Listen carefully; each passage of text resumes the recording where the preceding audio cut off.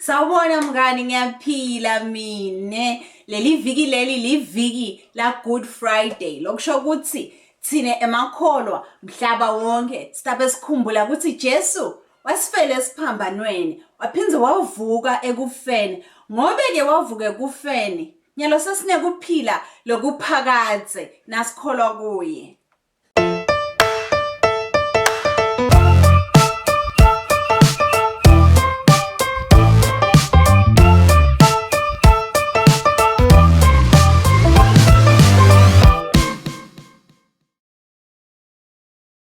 Okay mngani wami, asesifunza livesi lethu namuhla. John 3 verse 16. uNkulunkulu walithanda live kakhulu kangange ukuthi wathima de wanikela ngendvodzana yakhe lekuphela kwayo, kuze kuthi noma ngubani lokholwa ngiyo angabhubhi kodwa abe nekuphila lokuphakade. Asesifunze senema motions ethu khona stokhona ukuthi sifunze leli verse. Bokhumbula phela ku practice. John 3 verse 16. uNkulunkulu walithanda live kakhulu kangange kuthi wathima de wanikela ngendvodzana yakhe lekuphela kwayo, kuthi noma ngabe ngubani lokholwa ngiyo angabhubhi kepha abe nekuphila lokuphakadze.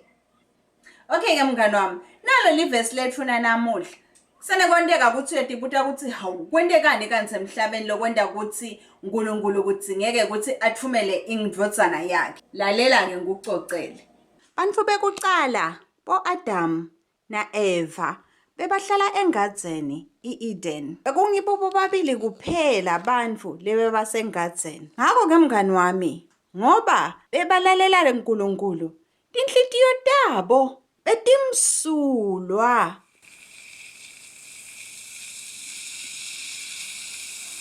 Kepha-ke ngalenye ilanga kodwa inyoka yayenga Eva wadla sithelo uNkulunkulu lebekathithe bangasithinzi futhi bangasidli. Wathi-ke ngekudla wanika na-Adam naye wadla lesithelo. Bathi-ke ngekudla lesithelo sangena ngaleso sikhathi-ke sono.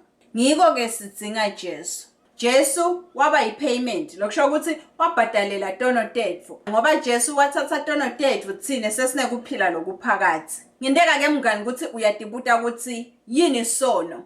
Sono ngalesikhathi senta info uNkulunkulu langayithandi. Emva kwa-Adam na Eva, bantu bachubeka bangeteka emhlabeni. Ema-continents ethu lamhlabeni agcwele bantu.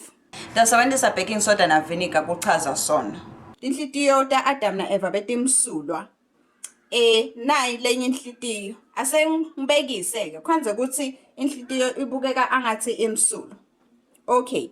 Nase impilo ichubeka, timfo tenteka emhlabeni, uyabona ukuthi hawu nakuvela nakulokuluhlata yini lokuluhlata? Sono siyavela ngaso sonke isikhathi. Kwenze ukuthi kulo muntu lona lemfo lehlata lena kuhleba sono.